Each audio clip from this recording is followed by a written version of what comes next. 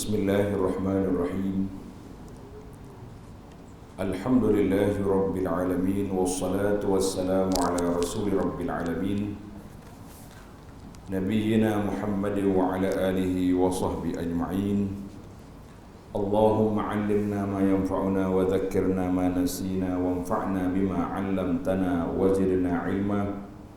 Wa la hawla wa la quwwata illa billahil 'aliyyil 'azim. Wa ba'd. Muslimin dan muslimat, para jemaah sekalian, alhamdulillah kita panjatkan kesyukuran pada Allah Azza wa Jalla kerana pada pagi yang mulia ini kita dapat sama berjamaah di Masjid Al-Ghufran. Mudah-mudahan Allah Ta'ala sentiasa curahkan kepada kita keampunannya dan rahmat dan kasih sayangnya kepada kita. Kerana di antara ciri-ciri kebaikan itu apabila seorang hamba Allah Ta'ala dia mampu solat isya berjamaah, kemudian dia balik berehat dan dia muncul pula untuk solat subuh berjamaah. Kembar dua ni faka'annama qama lailatin, seolah-olah dia sudah dikira solat satu malam. Maknanya besar pahala kita tu solat malam. Kita nak berdiri satu malam tak mampu, jadi kita ambil isya subuh kembas itu, insya-Allah. Kita tadabbur ataupun tafsir ringkas kita kepada surah At-Tur, juzuk yang ke-27. InsyaAllah kita ambil beberapa ayat, bermula ayat yang ke-17.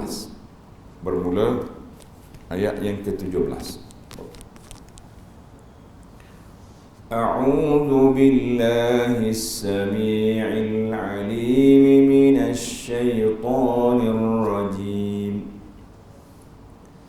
Innal muttaqiina fi jannatin wa na'im, فاكهين بما آتاهم ربهم ووقاهم ربهم عذاب الجحيم. كلوا واشربوا هنيئا بما كنتم تعملون متكئين على سرر مصفوفة وزوجناهم بحور عين. والذين آمنوا واتبعتهم ذريتهم بإيمان ألحقنا بهم ذريتهم وما ألتناهم من عملهم من شيء كل امرئ بما كسب رهين. وأمددناهم بفاكهة ولحم مما يشتهون يتنازعون فيها كأسا لا لغو فيها ولا تأثيم. Balik semula kepada ayat 17. Innal muttaqin fi jannatin wa na'im. Sesungguhnya orang-orang yang bertakwa ditempatkan di dalam taman-taman syurga dan nikmat kesenangan yang tidak ada taranya. Dalam pimpinan Ar-Rahman dia ada nota di bawah, nota kaki nombor 1695. Setelah menerangkan azab seksa yang akan ditimpa kepada orang-orang ingkar, ayat sebelum ni lah, sebelum daripada kita baca kali ini, maka dalam ayat ini dan ayat-ayat yang berikutnya Allah Subhanahu wa Ta'ala menerangkan balasan yang sebaik-baiknya yang akan diberikan kepada orang-orang yang bertakwa, yang mengerjakan suruhan Allah dan menjauhi larangannya. Jadi sebagaimana kata di para ulama tafsir ketika menafsirkan kalimah takwa. Takwa maknanya kita buat penjagaan. Macam kita hari ni bila mari zaman wabak ni, penjagaan kita tu ada penjarakan, tak boleh berkumpul ramai-ramai kan, kena pakai tutup mulut, hidung. Itu dipanggil takwa, maknanya kita buat wiqayah, penjagaan supaya tidak merebak. Tetapi takwa yang besar yang Allah Ta'ala kemukakan dalam ayat ini, yang menjadi penyebab kepada layaknya seorang itu ke syurga, iaitulah al-wiqayah, menjaga dirinya daripada perkara-perkara yang boleh mengundang kemurkaan Allah Azza wa Jalla. Maka orang yang muttaqin, iaitulah orang yang bertakwa. Orang yang bertakwa maknanya orang yang ikut peraturan, tidak melanggar peraturan Allah Azza wa Jalla, maka itu takwa. Pernah satu kali para sahabat bertanya, macam mana kamu faham tentang takwa? Dia tanya soalan yang simple. Dia kata, kalau kamu berjalan di atas padang atau tempat yang banyak duri, macam mana kamu berjalan? Mestilah kita berhati-hati, tengok sini, supaya kita tidak terpijak duri, tidak tersangkut. Jadi demikianlah orang yang bertakwa. Mana kita nak berjalan di atas dunia ni, kita mesti tengok yang mana halal yang kita ambil, yang mana haram yang kita jauhi, yang mana Allah perintah kita buat, yang mana Allah tak larang kita tinggalkan. Itu secara ringkasnya makna takwa. Maka bermula daripada ayat 17 ini dan beberapa ayat ke belakang, ke atas, ke lepas padanya, iaitulah Allah Ta'ala cerita kepada kita tentang nikmat syurga yang disediakan bagi orang yang muttaqin, orang yang bertakwa. Apa mereka dapat setelah duduk dalam kebun-kebun syurga? Fakihina bima atahum rabbuhum. Mereka bersenang lenang dengan apa yang dikurniakan oleh Allah Tuhan mereka. Wa waqahum rabbuhum azabal jahim. Dan mereka dipelihara oleh Allah dari azab neraka. Para jemaah sekalian, cuba perhatikan kan? Dalam ayat ini Allah sebut 2 kali kalimah rabbuhum. Ayat 18. Fakihina bima atahum rabbuhum wa waqahum rabbuhum. Jarang dalam Quran ini diulang kalimah yang sama 2 kali. Tapi dalam ayat ini Allah Ta'ala ulang 2 kali. Kenapa? Jawab dia diulangi lafaz rabbuhum, makna sama, Tuhan mereka. Tuhan mereka. Nah, maknanya sama, tapi kenapa diulang? Sebab isyarat kepada bahawa makam di sini bukan sekadar balasan. Allah kata fakihina bima atahum rabbuhum. Bukan sekadar balasan. Kamu solat, aku bagi ni. Kamu puasa, aku bagi banyak ni. Tetapi dia lebih kepada jazaa'un wa fadlun. Balasan dan limpah kurnia Allah Azza wa Jalla. Maka Allah Ta'ala gandakan pahala kita. Buat 1, paling minima dapat 10. Kita kena ingat 1 ganda 10. Dan dia boleh naik sampai 700 yang ada angka. Dan ada yang bersifat tanpa limit. Contohnya, innama yuwaffas sabiruna ajrahum bighairi hisab. Orang yang sabar, Allah Subhanahu wa Ta'ala akan beri ganjaran pahala tanpa limit. Yang orang nak cari sekarang unlimited, makna tak ada had. Allah nak beri berapa? Tengok tahap kesabaran kita. Ada orang tu didakwa dia sabar. Oh, saya ni sabar. Betul, kalau awak sabar? Sabar. Tapi dia sakit gigi, satu dunia orang tahu. Dia mengadu dengan siapa? Mengadu dengan siapa? Tahu belakang dah sini. Tak usah Facebook. Oh, dia ni sakit gigi, patut tak mari masjid, patut tak datang pejabat. Maknanya, oh Ustaz, jangan pula kata kami yang menduk ngadu ni tak sabar. Kita kata sabar juga, tapi sabar mengadu. Ada orang yang bila dia sabar, orang tak tahu pun dia sakit. Tiba-tiba dimaklumkan sahabat kita, ahli masjid kita ni tak datang ke masjid sebab kanser dia sudah tahap 4. Contohnya. Maknanya orang ni sampai orang tak tahu. Yang tahunya doktor yang buat dia tahu. Sabar. Maka para jemaah sekalian, itu dia panggil ilmu tadabbur. Kenapa Allah ulang Rabbuhum 2 kali di sini?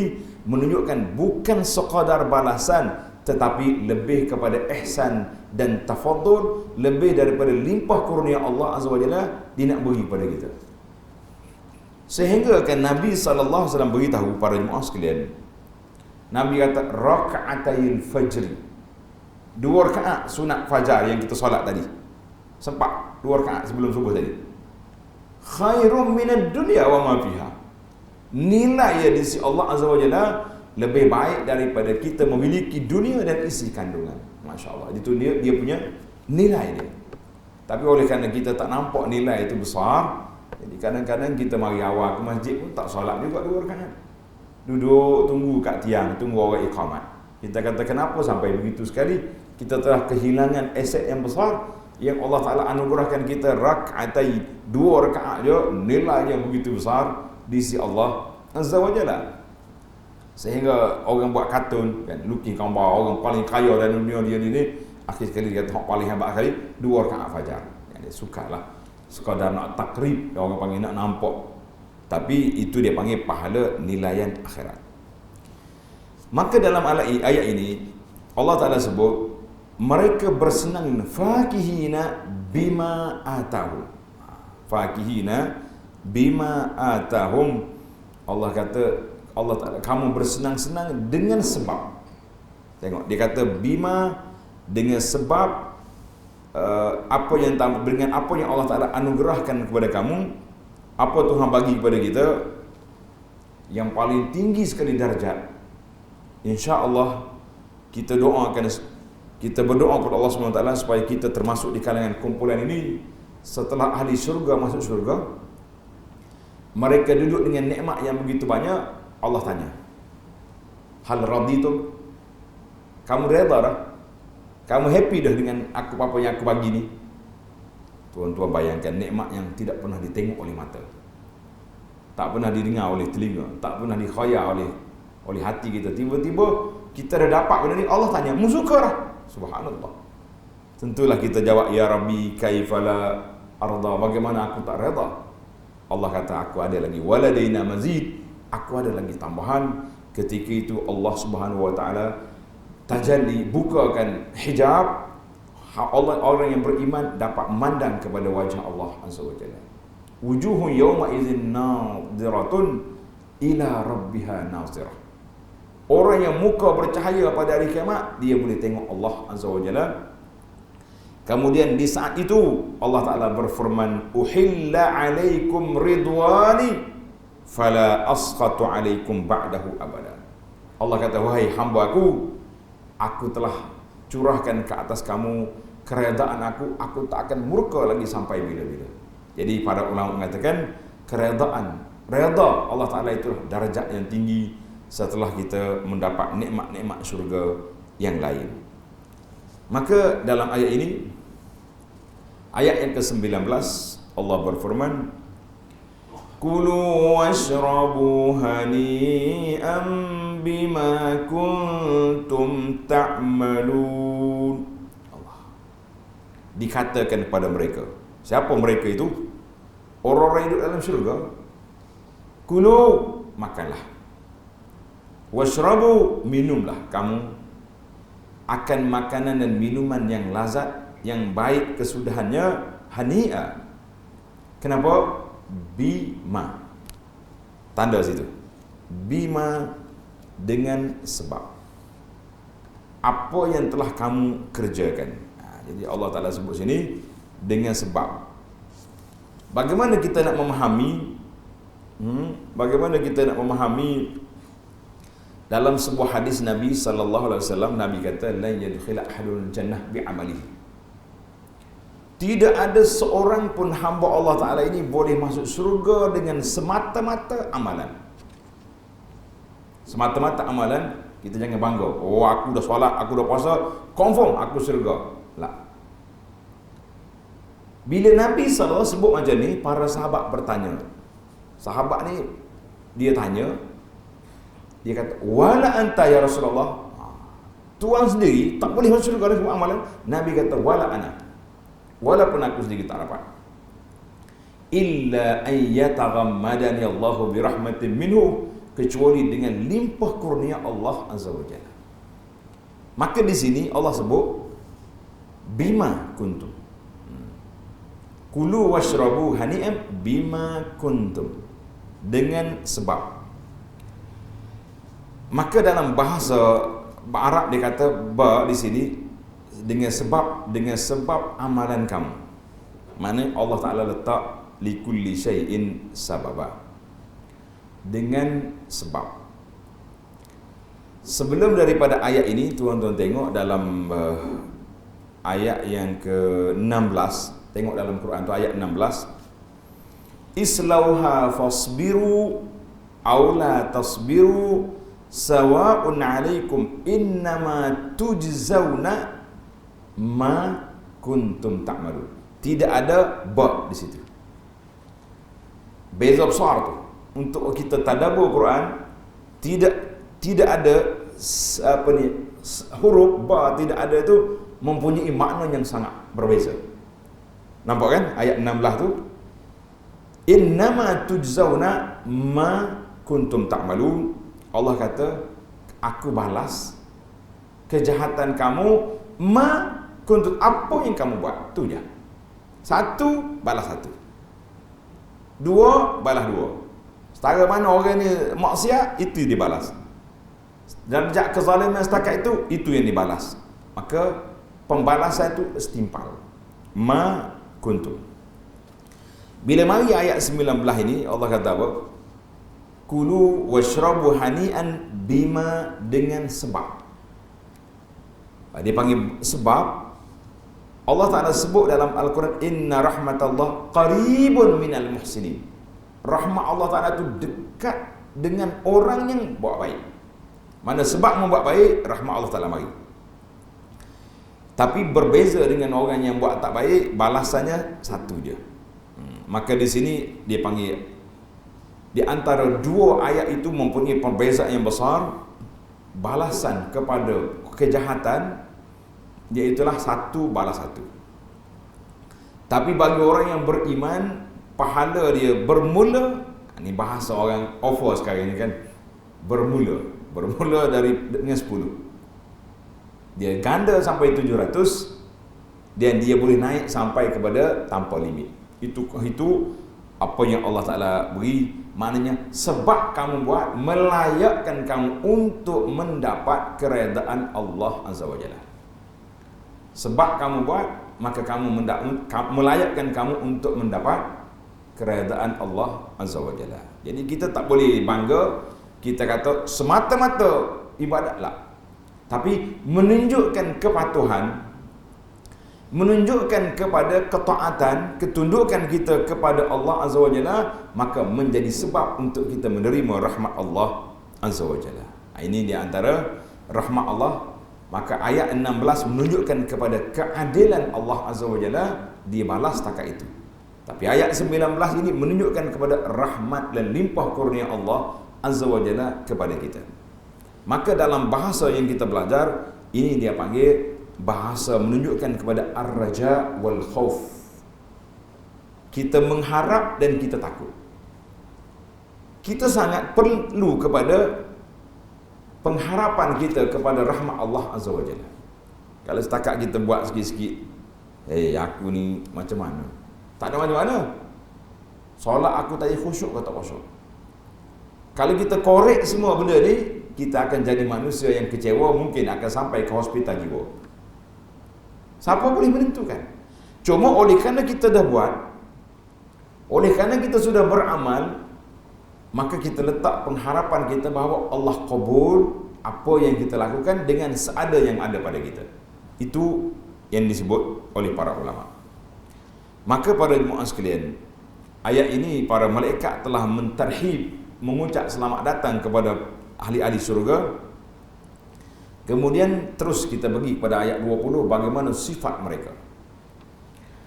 Muttaki'ina ala sururin masfufah wa zawwajnahum bihurin 'ain.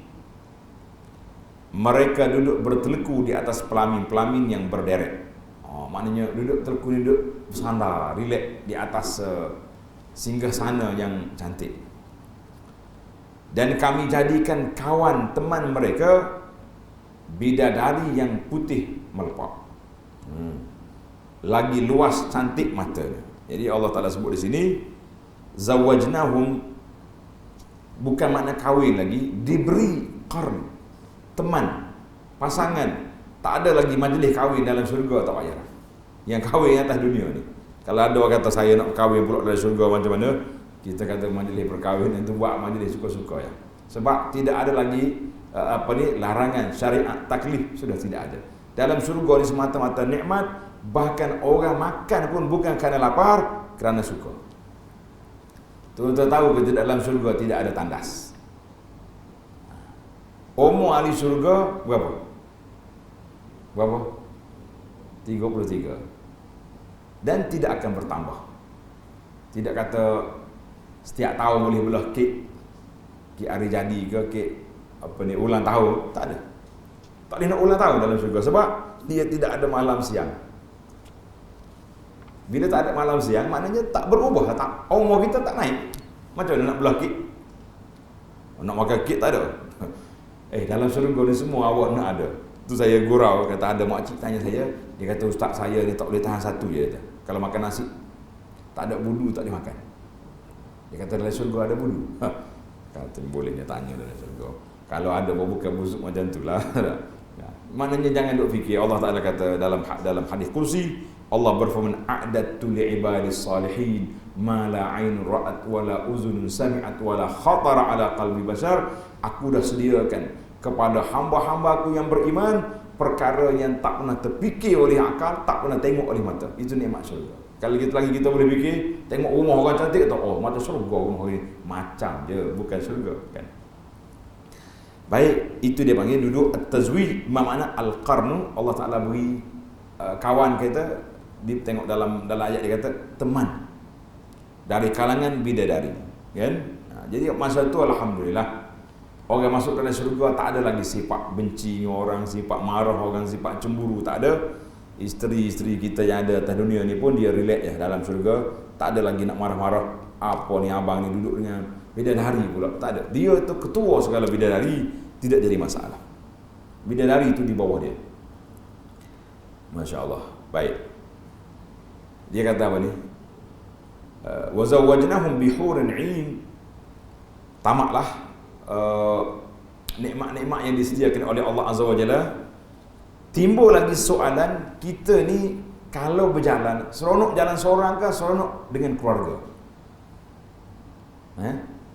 Seronok dengan keluarga. Oh, saya nak satu family gitu. Penat pun bawa pelaka. Maka disitulah timbulnya satu program di bawah tajuk Masuk Syurga Sekeluarga. Nak ke tak nak? Mestilah Ustaz, jangan tanya. Kalau nak pergi syurga, kita nak pergi satu keluarga, satu family, kan? Kita kata alhamdulillah. Ayat yang ke 21 tengok.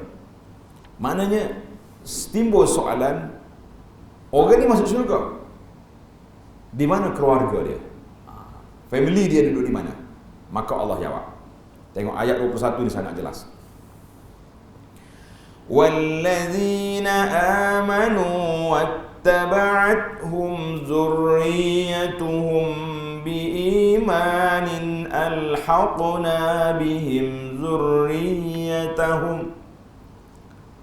Dan orang-orang yang beriman yang diturut oleh zuriat keturunannya dengan cara beriman. Ini tengok. Tanda tuan-tuan. Ini ayat ini dia panggil masuk syurga sekeluarga. Orang yang beriman, syaratnya bapa beriman. ibu beriman dan zuriat dia, keturunan dia beriman, maka apa dia dapat? Wattaba'athum zurriyyatuhum, keluarga dia, keturunan dia ikut cara beriman, alhaqna bihim zurriyyatahum, kami himpunkan zuriat keturunan itu dengan mereka di dalam syurga. Itu di antara gembira sangat kita apabila kita boleh berkumpul semula, family kita masuk dalam syurga balik. Alhamdulillah. Kemudian kita akan cari pula kawan-kawan. Mana member aku dulu? Ahli-ahli masjid overall dulu dekat mana? Duk solat subuh sekali, solat zuhur sekali, isya sekali. Takkan tak ada. Kita kumpul balik di syurga nanti, insya-Allah. Bahkan ada riwayat yang dalam tafsir yang menyebutkan tentang bila orang ni cari kawan dia tak jumpa, dia pergi tanya balik mereka, di mana fulan bin fulan, kawan saya dulu, orang baik, tapi kenapa tak ada dalam syurga? Malaikat kata, dia tengok dalam neraka. Na'udzubillah. Bila dia tengok, Allahu Akbar, Allah buka, dia nampak. Kadang-kadang orang ni dia tanya, macam mana nak nampak ustaz? Api neraka yang begitu panas? Kita nak cari. Kita kata jangan duk kira di alam akhirat. Alam dunia kita boleh cari kawan kita. Dengan CCTV, dengan Google kita boleh cari. Oh, ada dalam tu, na'udzubillah. Maka dengan syafaat orang mukmin, dia, kalau orang tu layak dengan dosa-dosa dia tu boleh layak dikeluarkan, maka dengan syafaat kawan-kawan dia boleh tarik keluar daripada neraka, boleh masuk ke syurga. Maka timbullah pesanan-pesanan kawan-kawan. Kadang-kadang dia jumpa kita, dia tu, ustaz, kalau tak jumpa cari ya. Saya kata ayat ini negatif. Ayat negatif. Kalau tak jumpa cari, maknanya kalau aku tak ada dalam syurga, macam kita tu berasa nak pergi dalam neraka. Jangan sebut macam tu. Ayat tidak tafa'ul. Tafa'ul ni kita nak syurga. Cuma kita boleh pesan cara baik lah. Kita kata, ustaz, kalau kita jumpa ustaz lah, tuan syekh, tuan guru, doakan semoga kita bersama nanti dalam syurga. Itu ayat positif. Jangan guna ayat negatif. Kalau tak jumpa saya cari. Hey, macam nak pergi ke neraka ya awak ni. Suruh cari-cari. Jangan gurau. Itu dia panggil gurau, tak betul. Kalau orang kampung dia panggil gurau biawak. Gurau biawak ni jangan main. Dia cakap sungguh, sakit kita. Kan? Baik, dan balik kepada ayat kita ni. Allah Ta'ala akan himpunkan balik zuriat keturunan mereka dalam syurga. Tengok nota di bawah tu. Ayat ini mengingatkan orang-orang mukmin supaya memberi ajaran dan didikan agama kepada zuriat keturunannya untuk dapat mereka berhimpun dan bergembira bersama di dalam syurga. Sebab tu bila kita buat program masuk syurga sekeluarga, bila tanya ibu bapa nak pergi syurga berapa orang? Semua. Soalan yang pertama. Kan? Tapi bila mari soalan yang kedua, tak apa nak jawab. Boleh saya tanya soalan yang kedua? Waktu awak pergi masjid, berapa orang pergi? Tak apa nak jawab. Waktu ada kuliah, berapa orang pergi? Saya seorang je. Lepas tu anak-anak zuriat mana? Duduk dengan game kat rumah. Kita kata macam mana? Pincang kita. Waktu nak pergi syurga, semua nak bawa. Nak kumpul balik di syurga. Tapi sewaktu solat, waktu ada majlis ilmu, sewaktu ada pengajian, taklim, anak-anak tak sampai. Yang adanya ayah, jarang-jarang bawa ibunya sekali. Kita kata tak boleh. Kita nak duduk berkumpul balik dari syurga, kita kumpul di dunia, di tempat-tempat taman-taman syurga yang ada ini. Itu baru betul. Allah kata apa? Alhaqna bihim zurriyyatahum, maka zuriat dia akan berkumpul balik di akhirat esok. Maka di sinilah peranan kita para jemaah sekalian di atas dunia ni. Kita kena banyak berdoa kepada Allah Azza wa Jalla, minta Allah Ta'ala kumpulkan balik kita, dan pendidikan kepada anak-anak jangan dicuai, jangan abai. Kalau tidak, macam mana kita nak kumpul balik? Dia orang tak jumpa cari jalan, tak jumpa cari tempat. Kita kata ini di antara perkara yang ini sangat besar. Tengok, sambung ayat. Wa ma alatnahum min amalihim min syai'.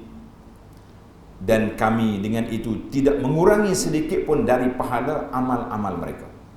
Tak kurang pahala. Kullu mri'in bima kasaba rahin. Tiap-tiap seorang manusia terikat dengan amal yang dikerjakan. Setiap orang itu terikat, yakni dialah sahaja yang yang tanggungjawab terhadap amal yang diusahakan. Maknanya apa yang kamu buat, kamu tanggung. Dosa orang lain tak melarat ke orang lain kecuali bersebab. Tanda tuan-tuan. Dosa kita tak melarat ke orang lain.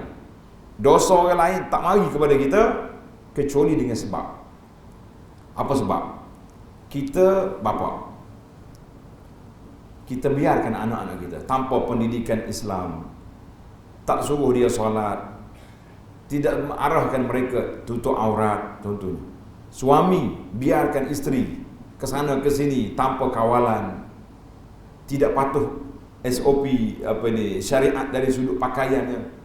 Maka kita tak boleh kata dosa awak tanggung, dosa saya tanggung. La, itu dia panggil dosa bersebab. Kita sebagai ketua keluarga, kita sebagai orang yang bertanggungjawab kepada isteri, tiba-tiba kita cuai, maka dosa dia mari kepada kita.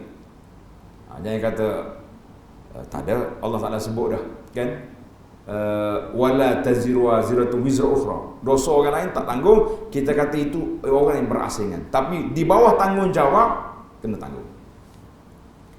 Ada orang tanya, dia kata, Ustaz, kalau anak kita dah kahwin, ada suami macam mana? Kan kadang-kadang bapak ni seronok dia, lepas dia kahwin anak dia, oh bersalah dengan menantu, kamu bertanggungjawab hari ni dengan anak aku dah lepas. Kita kata betul lah, tanggungjawab dari sudut nafkah itu telah berpindah jawatan daripada bapa kepada suami. Tetapi tanggungjawab nasihat, tanggungjawab bimbingan, tanggungjawab amar ma'ruf, nahi mungkar, masih lagi bapa dia bertanggungjawab. Anak tak solat, biar dia ada suami dia lantak lah. Mana tanggungjawab kita? Anak mari rumah kita, penampilan yang tidak menunjukkan dia ni seorang muslimah, wajib bapa mesti tegur. Jangan kata saya lepas tanggungjawab dia. Tak. Bukan semua lepas tanggungjawab. Yang lepas tanggungjawabnya nafkah.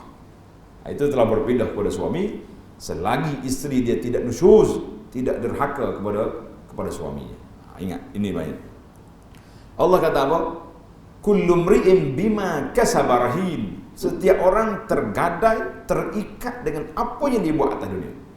Mau buat benda baik, alhamdulillah. Mau buat benda tak baik, tanggungjawab di hadapan Allah Azza wa Jalla. Cuma kita balik kepada ayat ini, wa ma alatnahum min amalihim min syai'. Allah kata kami tak kurangkan sedikit pun pahala amalan mereka. Maka di sini kata di Ibnu Abbas, tanda kata-kata Ibnu Abbas ni menggembirakan kita insya-Allah.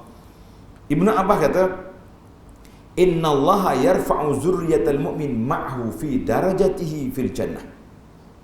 Allah akan angkat darjat keluarga kita bersama dengan kita dalam syurga. Contohnya, seorang bapa darjat tinggi, ibadatnya kuat, takwa dia mantap, amal soleh dia banyak, tapi anak dia ada down sikit, kurang kan. Patutnya kalau masuk dalam syurga, kita duduk di tingkat yang tinggi, anak duduk bawah.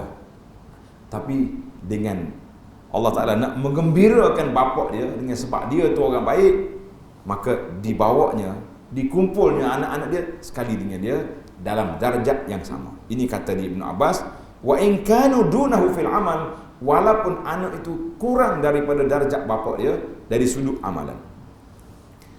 Bahkan ada juga yang mengatakan fa in kana al-ibn, anak darjat tinggi, bapa rendah. Sama juga. Anak dia kata, ya Rabbi, tak tenang jiwa saya ni kalau bapa tak duduk sekali. Bawa naik darjatnya. Sebab itu para jemaah sekalian, kita kena dua-dua pihak, anak, ibu bapa mesti menjadi orang baik. Jangan kata tak apa, saya menumpang-numpang. Tak ada tumpang-tumpang, masing-masing nak tumpang menumpang di akhirat esok kan. Masing-masing kita nak tumpang orang tu, nak tumpang orang ni, Maka pernah dalam hadis Nabi SAW, Nabi kita bersabda, seorang pakcik ni masuk dalam syurga, dia tengok tinggi darjat dia. Ibarat kita beli tiket ekonomi kelas. Sampai-sampai ke airport, anak kapal ni panggil duduk kat depan. Biasa naik kapal terbang duduk depan, bukan Asia lah, kapal terbang lain tu. Ada kerusi boleh tidur. Saya beli tiket biasa ni, macam mana duduk depan? Kita mesti akan tanya, kenapa cik? Dia kata ada orang tu upgrade awak punya. Pakcik ni tanya malaikat, kenapa aku boleh duduk tinggi? Waktu aku atas dunia dulu tak berapa banyak ibadat. Malaikat kata apa? Bistighfari waladika laka, dengan sebab istighfar anak-anak kamu kepada kamu, Allah angkatkan darjat. Subhanallah. Maka kata-kata Ibn Abbas ni memberi motivasi kepada kita di dalam program masuk syurga sekeluarga. Mudah-mudahan kita berjaya untuk mencapai tahap yang baik ini, insya-Allah. Kemudian sikit lagi beberapa ayat yang kita tamatkan dia punya episod tentang keluarga dalam syurga ini. Wa amdadnahum bifakihatin wa lahmim mimma yashtahun. Dan penduduk syurga itu kami tambahi mereka dari masa ke semasa dengan buah-buahan dan daging dari berbagai-bagai jenis yang diingini. Allahu Akbar. Sambil duduk relax tu, buah-buahan mari. Nak makan apa? Semua dapat belaka. Di sini kata di sebahagian daripada bahagian diet pemakanan, Allah mula di sini fakihatin wa lahmin. Buah lagi. Biasa kita ni buah ni jadi orang panggil basuh mulut. Tidak betul. Buah dulu baru makan yang berat. Kena. Dalam Quran sebut ahli syurga dia makan buah dulu, lepas tu baru mari daging. Kita ni mohon mana ada. Lepas tu keluar buah makan buah pula. Dari sudut dietnya tidak tepat. Allah. Dalam Quran ni kalau kita tadabbur ada belaka. Nak bincang bab makan pun ada. Nak bincang bab kehidupan ada. Yatanaza'una fiha ka'san la lahum fiha wa la ta'sim. Mereka dalam syurga itu kerana melahirkan kemesraan antara satu dengan lain, berebut-rebut mengambil piala ni, gelas ni. Ni, gelas kaki kecil ni, ini dia panggil ka'sun. Ka'sun, itu bahasa dia. Biasanya macam piala kap tu, kan, kaki kecil. Itu piala yang berisi arak yang tidak menyebabkan timbul dari peminumnya perkara yang sia-sia, dan tidak pula menyebabkan peminumnya menanggung dosa. Tak ada. Orang minum arak atas dunia ni mabuk, pening kepala, cakap tak betul kan. Kemudian dosa di syurga tak ada. Sudah diminum, mabuknya tidak, cuma diambil nama. Sebab oleh kerana kamu dilarang atas dunia dulu, hari ini dibenarkan dengan nama yang sama tapi bukan arak seperti yang memabukkan itu. وَيَطُوفُ عَلَيْهِمْ غِلْمَانٌ لَهُمْ كَأَنَّهُمْ لُؤْلُؤٌ مَكْنُونٌ. Dan mereka dilayangi oleh anak-anak muda. Ni pelayan-pelayan macam kita pergi kedai-kedai yang hotel-hotel, pelayan-pelayan ni yang sentiasa beredar di sekitar mereka. Tuhan kata apa? Ka'annahum lu'lu'um maknun, yang cantik, parasnya seolah-olah mereka mutiara yang tersimpan dengan sebaik-baik. Sebab dia berkelip dia punya pakaian baju, dia pergi mari dalam syurga tu nampak cantik. Lawa kata orang. Allahu Akbar. InsyaAllah mudah-mudahan kita dapat tengok mereka dalam syurga nanti. Wa aqbala ba'duhum 'ala ba'din yatasaalun. Dan dengan berada dalam nikmat itu, mereka berhadap-hadapan satu sama lain sambil bertanya-tanya. Kita ni suka kan kalau boleh bercakap buah ramai-ramai, dan masa tu tidak ada lagi pencarakan sosial seperti zaman Covid ni, tak ada dah. Qalu inna kunna qablu fi ahlina mushfiqin. Mereka berkata, sungguhnya kami dahulu bila semasa berada dalam kalangan keluarga kami sentiasa merasa cemas, takut berlaku derhaka kepada Allah. Ini sifat orang nak pergi syurga ni, atas dunia ni kena ada sifat ni. Takut nak melanggar perintah Allah, takut nak buat derhaka kepada Allah Ta'ala, barulah boleh. Famannallahu alaina wa waqana azabas samum. Dengan sebab kita takut atas dunia, maka kita aman di akhirat. Tulis kata-kata ulama ini, siapa yang takut atas dunia, dia aman di akhirat. Siapa dia aman di dunia, takut di akhirat. Mana atas dunia ni kita tak takut berazab, kita langgar perintah Allah, jumpalah di akhirat esok. Tapi bagi orang yang takut, orang yang takwa, orang yang jaga, insya-Allah mereka ini akan selamat di akhirat esok, insya-Allah. Maka Allah Ta'ala mengurniakan kami rahmat dan taufiknya, serta memelihara kami dari azab neraka. Inna kunna min qablu nad'uhu innahu huwal barrur rahim. Sesungguhnya kami dahulu tetap menyembahnya dan memohonkan pertolongan Allah, kerana sesungguhnya dialah sahaja yang sentiasa melimpahkan ihsannya, lagi amat mengasihani. Masya Allah. Tuan-tuan para jemaah sekalian, itulah tadabbur kita bermula daripada ayat 17 sampai kepada ayat 28. Boleh balik, ulang kaji balik. Bagaimana aku nak masuk syurga sekeluarga? Marilah sama-sama kita motivasi diri kita, kita perkemaskan institusi keluarga kita, sentiasa bermuhasabah. Bawalah anak-anak, didiklah mereka dengan didikan yang baik, dengan didikan ajaran Islam, dengan mengenali Allah dengan Rasulnya sallallahu alaihi wasallam, dan akhlak-akhlak Islam yang mulia. Mudah-mudahan kita semua berkumpul balik di akhirat esok di dalam syurga yang telah dijanjikan oleh Allah Azza wa Jalla. Tamat dulu setakat itu. Subhanakallahumma hamdika asyhadu an la ilaha illa anta astaghfiruka wa atubu ilaik. Wa sallallahu ala nabiyyina Muhammad wa ala alihi wa sahbihi ajma'in. Walhamdulillahi rabbil alamin. Wassalamu alaikum warahmatullahi wabarakatuh.